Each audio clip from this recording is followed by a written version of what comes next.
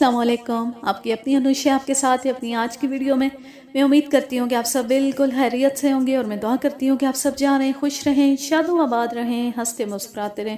میں آپ کو سنا رہی ہوں ایڈوکیٹ مرزا امجد بیگ کی ایک قتل کیس رودات جس کا نام ہے دوست دشمن۔ تو چلیں شروع کرتے ہیں۔ استغاثہ کے مطابق ملزم اجمل خٹک نے 25 لاکھ کی رقم ہڑپ کرنے کے لیے مقتول کو موت کے گھاٹ اتارا تھا۔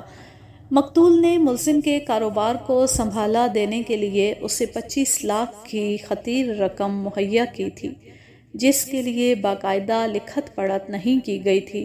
مقتول رئیس نے اپنے دوست یعنی ملزم پر اندھا اعتماد کرتے ہوئے یہ رقم فراہم کی تھی، لیکن کچھ ہی عرصے کے بعد ملزم کی نیت خراب ہو گئی۔ اس کا بزنس پوری طرح سنبھل چکا تھا۔ یہ دیکھتے ہوئے جب مقتول نے اپنی رقم کی واپسی کا مطالبہ کیا تو ملزم آج کل کا کہہ کر اسے ٹالنے لگا۔ جب مقتول کا تقاضا حد سے بڑھا تو ملزم نے اسے موت کے گھاٹ اتار دیا تاکہ نہ رہے بانس اور نہ بجے بانسری۔ لیکن ملزم کی بدقسمتی کہ جائے وقوع پر اس کی آمد اور مبینہ واردات میں اس کے ملوث ہونے کے ٹھوس ثبوت مل گئے تھے، لہٰذا پولیس نے تھوڑی سی تگ و دو کے بعد ملزم کو اس کے گھر سے گرفتار کر لیا تھا۔ واقعات کے مطابق مقتول نے صدر کے علاقے میں بوہری بازار کے قریب ایک بلڈنگ میں پگڑی پر ایک فلیٹ خریدا تھا، جس میں ابھی رہائش اختیار نہیں کی گئی تھی۔ فلیٹ میں چھوٹا موٹا مرمت کا کام باقی تھا۔ مقتول چند روز بعد اپنی دوسری بیوی شیلا کے ساتھ یہاں شفٹ ہونے والا تھا۔ شیلا کو اس نے سولجر بازار میں کرائے کے ایک فلیٹ میں رکھا ہوا تھا۔ وقوعے کی شام مقتول رئیس اپنے فلیٹ کے معائنے کے لیے آیا ہوا تھا کہ تھوڑی دیر کے بعد ملزم بھی وہاں پہنچ گیا۔ اس موقع سے فائدہ اٹھاتے ہوئے ملزم نے مقتول کے جسم میں 2 گولیاں اتار کر اسے ہمیشہ کے لیے ٹھنڈا کر دیا۔ استغاثہ کے دعوے کے مطابق انہیں ملزم کے مذکورہ فلیٹ میں آمد و رفت کا ایک عینی شاہد بھی مل گیا تھا۔ علاوہ ازیں اور بھی کئی ایک شہادتیں تھیں جو ملزم کے خلاف جاتی تھیں۔ فلیٹ کے اندر مختلف مقامات پر ملزم کی انگلیوں کے نشانات پائے گئے تھے۔ پولیس نے خانہ تلاشی کے دوران میں آلہ قتل بھی برآمد کر لیا تھا، جو .32 کیلیبر کا ایک ریوالور تھا۔ استغاثہ کی رپورٹ کے مطابق ملزم نے مقتول کے سینے کو نشانہ بناتے ہوئے 2 فائر کیے تھے۔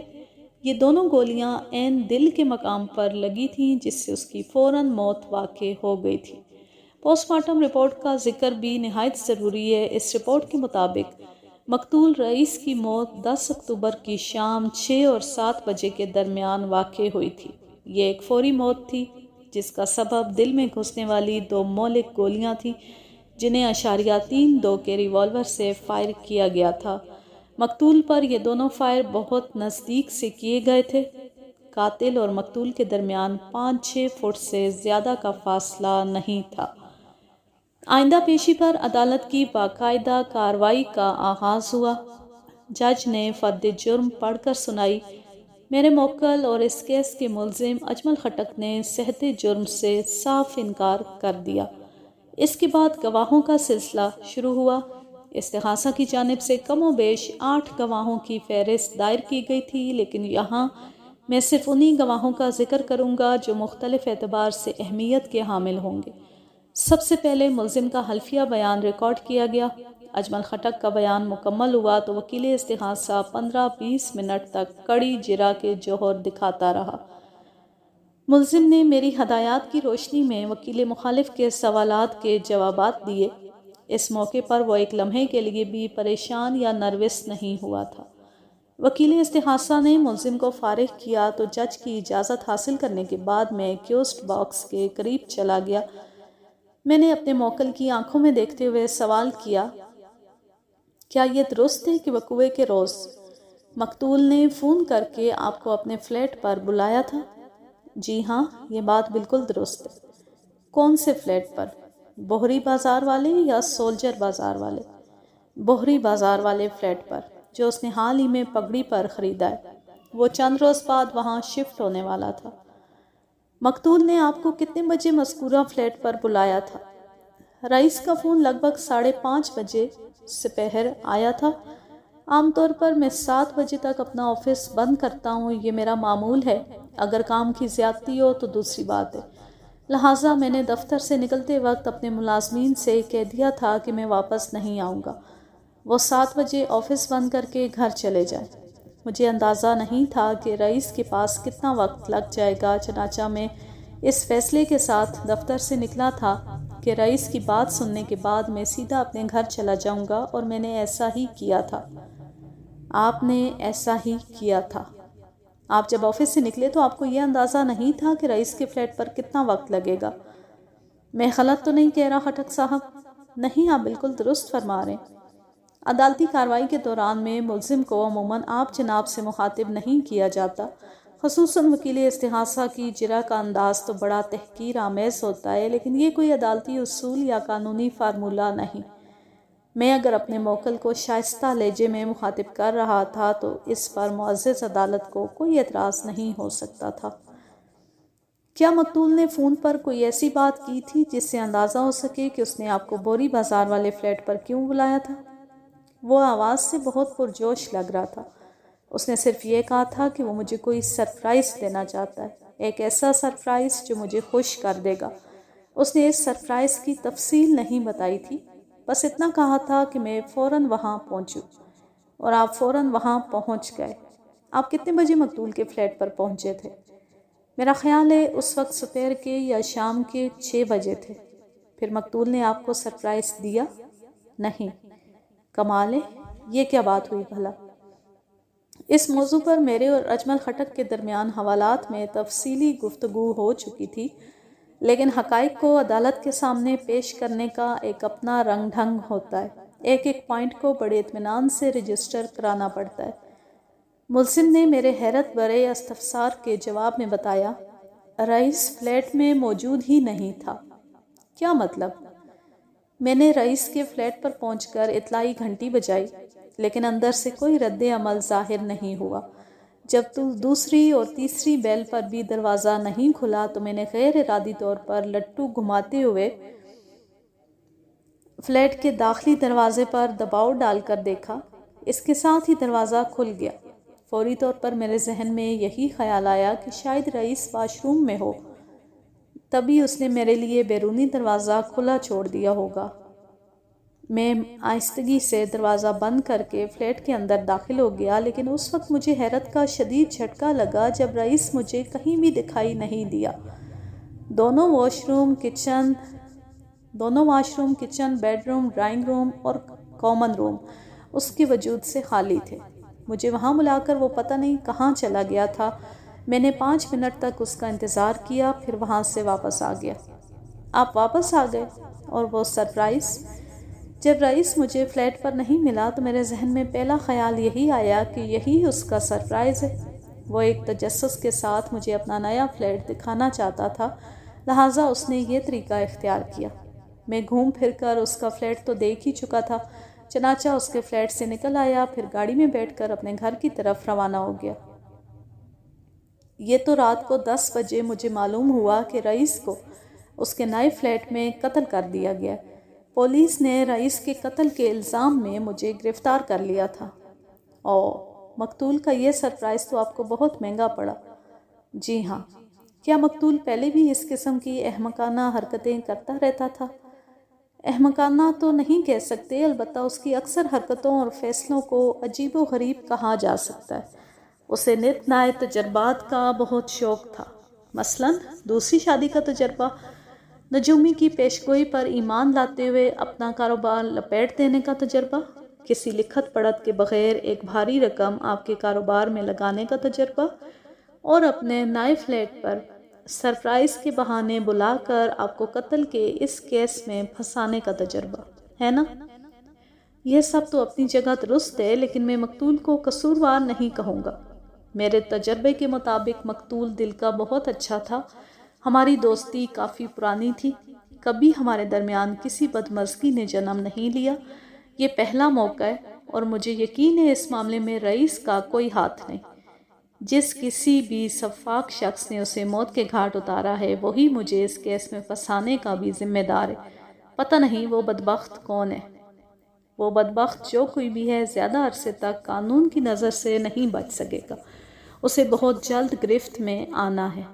خٹک صاحب، مقتول کا سٹائل جتنا بھی سادہ اور اعتماد سے لبریز کیوں نہ ہو، مگر آپ تو پڑھے لکھے اور ماشاءاللہ تجربہ کار بزنس مین ہیں۔ آپ نے مقتول سے 4.25 کروڑ روپے لے کر اپنے کاروبار میں لگائے اور کوئی ایگریمنٹ وغیرہ تیار نہیں کرایا۔ یہی کوتاہی بلکہ کاروباری غفلت آج آپ کے خلاف جا رہی ہے۔ ڈاکیومنٹس کی تیاری میں جو بھی تاخیر ہوئی، اس کا سبب رئیس اور اس کی بے پرواہی تھی۔ میں نے جب بھی اس سلسلے میں اس سے بات کی، اس نے کمال بے اعتنائی سے کہا، یار خٹک، ایسی بھی کیا جلدی ہے، ہم کہیں بھاگے تھوڑی جا رہے ہیں، کاغذات بھی تیار ہو جائیں گے، تمہیں اتنی فکر کیوں ہے؟ رقم تو میری لگی ہوئی ہے نا، جب مجھے تم پر مکمل بھروسہ ہے تو پھر تمہیں کیوں پریشانی ہے؟ بس اسی طرح یہ معاملہ آج سے کل اور کل سے پرسوں پر ٹلتا رہا اور یہ دن آ گیا۔ پارٹنرشپ بزنس کے ڈاکیومنٹس تیار نہ ہونے سے یہ کیس میرے خلاف کیسے جا رہا ہے، یہ بات مجھے بالکل سمجھ نہیں آئی۔ استغاثہ نے موقف اختیار کیا ہے کہ مقتول نے آپ کے کاروبار کو سنبھالا دینے کے لیے وہ رقم فراہم کی تھی، پھر جب آپ کا بزنس سنبھل گیا تو اس نے اپنی رقم کا تقاضا شروع کر دیا۔ آپ اسے بڑی خوبصورتی سے ٹالتے رہے، پھر جب اس کا مطالبہ شدت اختیار کر گیا تو آپ نے 25 لاکھ کی رقم ہضم کرنے کے لیے مقتول کو ٹھکانے لگا دیا۔ یہ بالکل غلط ہے۔ میں نے رئیس سے 25 لاکھ کی رقم ادھار نہیں لی تھی، جو کاروبار سنبھلتی ہی میں اسے واپس کر دیتا۔ وہ 25 لاکھ روپے فراہم کر کے آئندہ 3 سال کے لیے میرا بزنس پارٹنر بن گیا تھا، اگرچہ اس کی حیثیت سلیپنگ پارٹنر کی تھی۔ ہمارے درمیان نفع و نقصان کے حوالے سے جو معاملات طے ہوئے تھے، ان کے مطابق ہر ماہ منافع کی ایک مخصوص رقم میں رئیس کو دیتا رہا ہوں۔ 1 سال سے اس کے 2 گھر ایسے ہی تو نہیں چل رہے، اور اس نے بوری بازار والا فلیٹ بھی کاغذ کے نقلی نوٹوں سے نہیں خریدا۔ 1 سال پہلے اس نے ہاتھ جھاڑ کر ساری جمع پونجی میرے حوالے کر دی تھی، جو ایک امانت کے طور پر میرے پاس محفوظ ہے۔ اگر میری نیت میں کوئی فتور ہوتا تو میں اس وقت معزز عدالت کے سامنے اس رقم کے امانت ہونے اور اپنے پاس محفوظ ہونے کا اقرار نہ کرتا۔ اور جہاں تک لکھت پڑھت کا تعلق ہے نا، میں مانتا ہوں کہ معاملہ چاہے 20 روپے کا ہو یا 20 کروڑ کا، لیکن لین دین کرتے وقت لکھت پڑھت ضرور کر لینا چاہیے۔ لیکن انسان کی زبان بھی تو کوئی چیز ہوتی ہے، ہمارے پاس ایک زبان ہی تو ہوتی ہے جو ہم کسی کو دے سکتے ہیں۔ میرے اور رئیس کے درمیان یہ پارٹنرشپ بزنس اسی زبان پر چل رہا تھا، اور اسی زبان سے میں معزز عدالت کے سامنے اس حقیقت کا اقرار کرتا ہوں کہ میرے مرحوم دوست رئیس نے میرے چلتے ہوئے کاروبار میں اپنے 25 لاکھ روپے لگا رکھے تھے۔ وہ میرا سلیپنگ پارٹنر تھا اور میں ہر ماہ اسے طے شدہ منافع دے رہا تھا۔ اس دوران میں رئیس نے ایک بار بھی مجھ سے رقم کا مطالبہ نہیں کیا۔ وہ میرے ساتھ شراکت کر کے بہت خوش تھا۔ مجھے اس کی بے وقت موت کا انتہائی دکھ ہے۔ اگر اس کے ورثاء مجھ سے طے شدہ منافع لیتے رہنا چاہتے ہیں تو مجھے کوئی اعتراض نہیں، اور اگر وہ لوگ متفقہ طور پر یہ فیصلہ کرتے ہیں کہ انہیں رقم واپس چاہیے تو 1 ماہ کی مہلت کے بعد میں مذکورہ رقم لوٹانے کو تیار ہوں۔ میں نے وہ 25 لاکھ روپے رئیس سے لیے تھے، اگر وہ زندہ ہوتا تو میں رقم اس کے ہاتھ پر رکھ کر اپنا فرض پورا کر لیتا۔ اب اس کے لواحقین میں 2 بیویاں اور 2 بچے ہیں۔ عدالت وراثت کی تقسیم کے سلسلے میں جو بھی فیصلہ کرے گی مجھے منظور ہوگا۔ میں اس سے زیادہ اور کیا کہہ سکتا ہوں؟ آپ نے یہ بھی بہت زیادہ کہہ دیا۔ بس ایک آخری سوال، یہ بتائیں کہ آپ کو اپنے کاروبار کو سنبھالا دینے کی ضرورت کیوں پیش آ گئی تھی؟ میرے ایک قریبی دوست نے مجھ سے 20 لاکھ روپے کا فراڈ کیا تھا۔ اس صورتحال نے مجھے بری طرح پریشان کر دیا تھا۔ اگر فوری طور پر مجھے 20-25 لاکھ نہ ملتے تو میرا کاروبار اور ساکھ بری طرح متاثر ہوتی۔ رئیس اپنی رقم کسی چلتے ہوئے بزنس میں لگانے کا خواہش مند تھا اور مجھے رقم کی اشد ضرورت تھی، لہٰذا وہ میرا سلیپنگ پارٹنر بن گیا۔ بس اتنی سی بات ہے۔ اگرچہ زیر سماعت کیس سے براہ راست اس کا کوئی تعلق نظر نہیں آتا، لیکن کیا آپ اپنے اس دوست کا نام بتانا پسند کریں گے جس نے آپ کے ساتھ 20 لاکھ کا فراڈ کیا تھا؟ اس مارے آستین کا نام ہے ارشد وارثی۔ کیا مقتول ارشد وارثی سے واقف تھا؟ بہت اچھی طرح۔ جناب عالی، مجھے ملزم سے اور کچھ نہیں پوچھنا۔ اس کے ساتھ ہی عدالت کا مقررہ وقت ختم ہو گیا۔ آئندہ پیشی پر وکیل استغاثہ اپنے گواہوں کو پیش کرنے کے لیے پر تول ہی رہا تھا کہ میں نے جج سے درخواست کر دی، جناب عالی، اگر معزز عدالت کی اجازت ہو تو میں اس کیس کے انکوائری آفیسر سے چند سوالات کرنا چاہتا ہوں۔ کسی بھی کیس میں تفتیشی افسر یا انکوائری آفیسر کی حیثیت استغاثہ کے ایک گواہ جیسی ہوتی ہے اور اسے ہر پیشی پر عدالت میں حاضر رہنا پڑتا ہے، لہٰذا اس سے کسی وقت وکیل صفائی، وکیل استغاثہ یا جج کچھ بھی پوچھ سکتے ہیں۔ میری فرمائش اور جج کے حکم پر آئیو جمشید وٹنس باکس میں آ کر کھڑا ہو گیا۔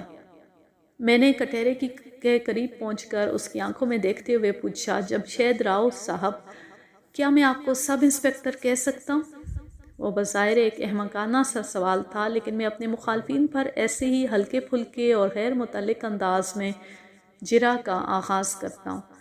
وہ بڑی فراخ دلی سے بولا، میں عہدے کے اعتبار سے سب انسپکٹر ہوں، اس کیس میں تفتیشی افسر کا کام کر رہا ہوں اور میرا نام جمشید راؤ ہے۔ آپ مجھے راؤ، آئیو، ایس آئی، جمشید کچھ بھی کہیں، کوئی فرق نہیں پڑتا۔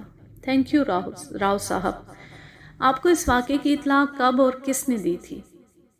پولیس روزنامچے کے مطابق قتل کی اس واردات کے بارے میں 10 اکتوبر کی شام 7 بجے برہان الدین نامی ایک شخص نے تھانے فون کر کے اطلاع دی تھی۔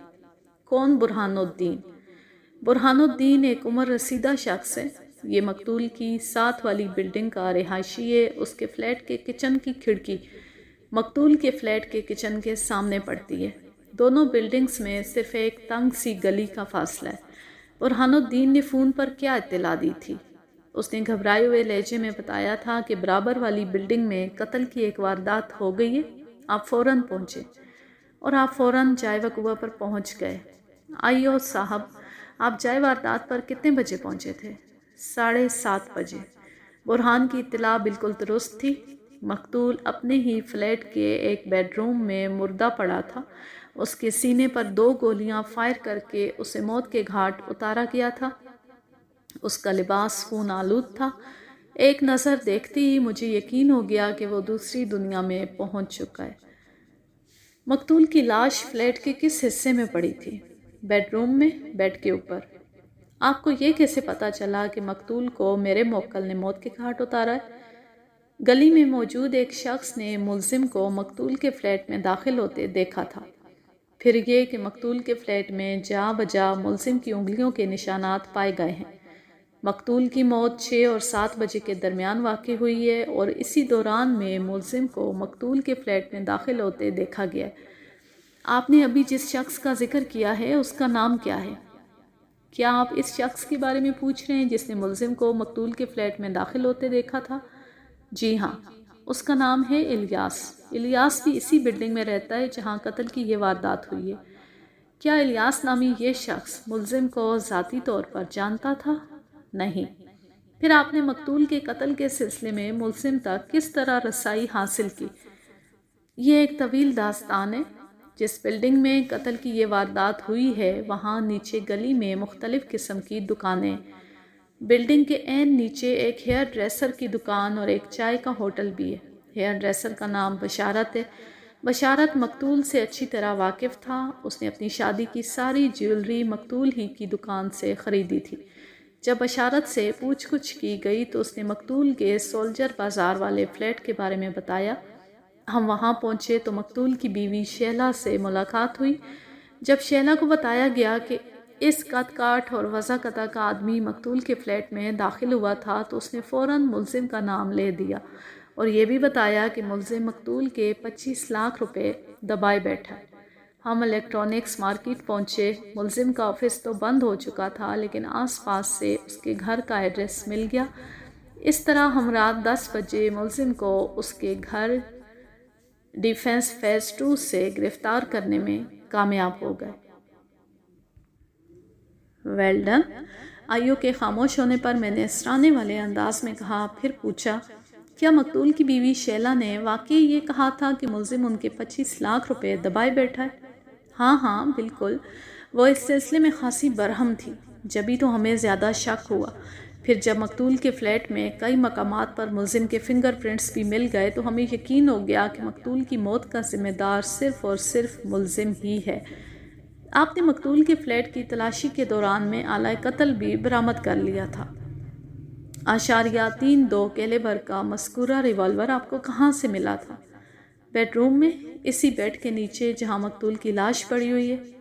یقیناً آپ نے آلہ قتل پر بھی ملزم کے فنگر پرنٹس ڈھونڈ نکالے ہوں گے۔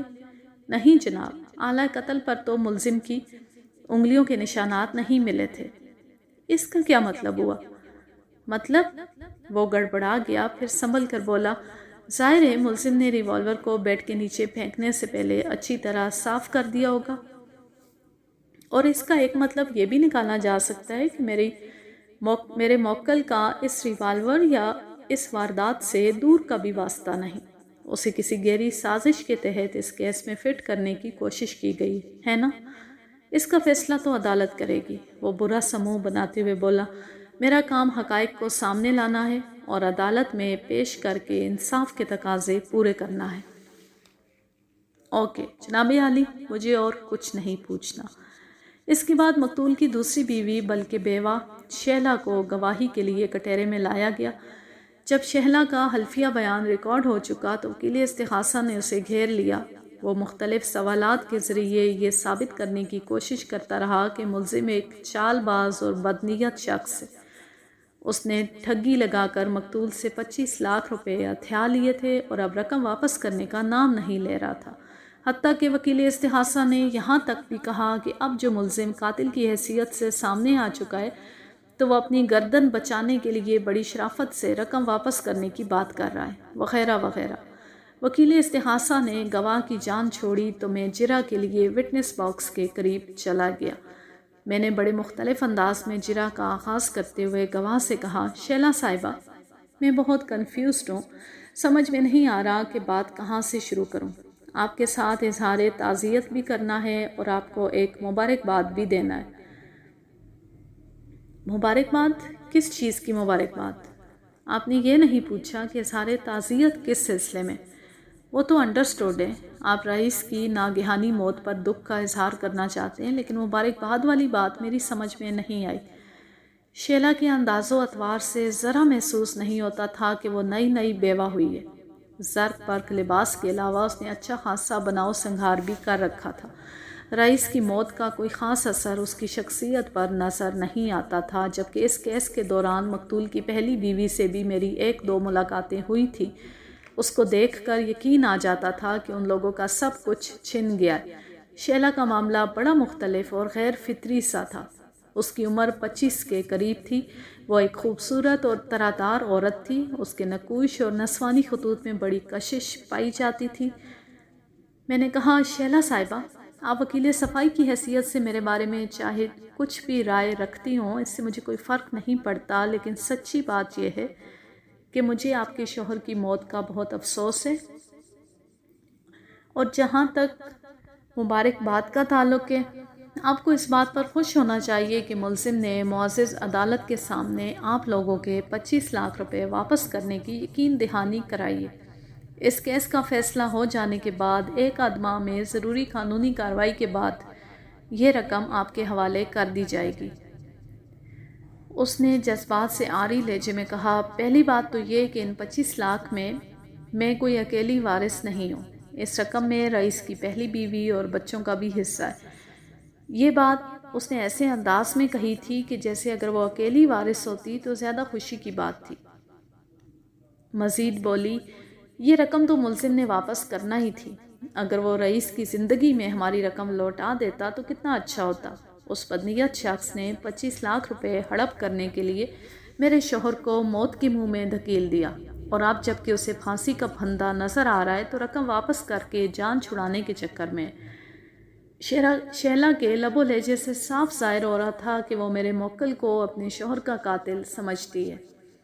میں نے اس کی نیت کا احوال جاننے کے لیے ذرا مختلف انداز میں جرا شروع کی۔ شیلا صاحبہ، کیا یہ سچ ہے کہ آپ سے شادی کے بعد مقتول کے کاروباری معاملات بڑی تیزی سے زوال پذیر ہونے لگے تھے؟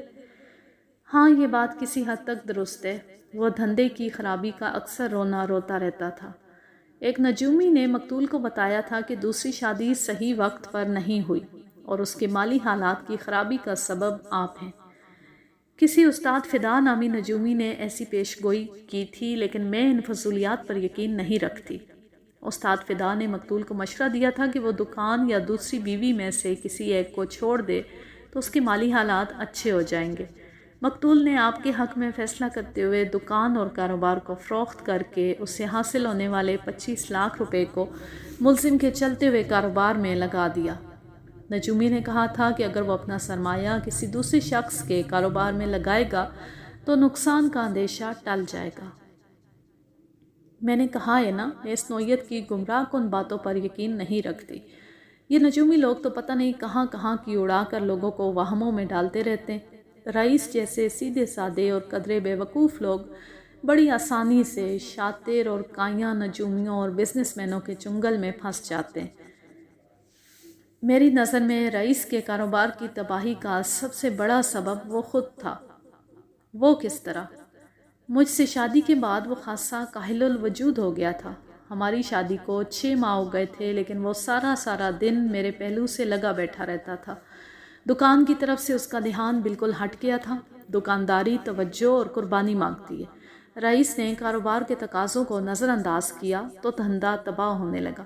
اس پر استاد فدا کی فضول پیش گوئی کو اس نے ذہن میں نقش کر لیا۔ نتیجہ وہی برآمد ہوا جو اس طرح کے معاملات میں نکلا کرتا ہے۔ ستم بالائے ستم یہ کہ اپنے بزنس پر توجہ دینے کے بجائے رئیس نے ساری جمع پونجی کسی اور کے کاروبار میں لگا دی۔ یہ اقدام رئیس کی سنگین ترین غلطی تھی۔ آج کے لیے بس اتنا ہی۔ اس دلچسپ تفتیش کا احوال جانیے اگلے پارٹ میں۔ اب میں لیتی ہوں آپ سے اجازت۔ جا رہیں، خوش رہیں، شاد و آباد رہیں، ہنستے مسکراتے رہیں۔ اللہ حافظ، اللہ نگہبان۔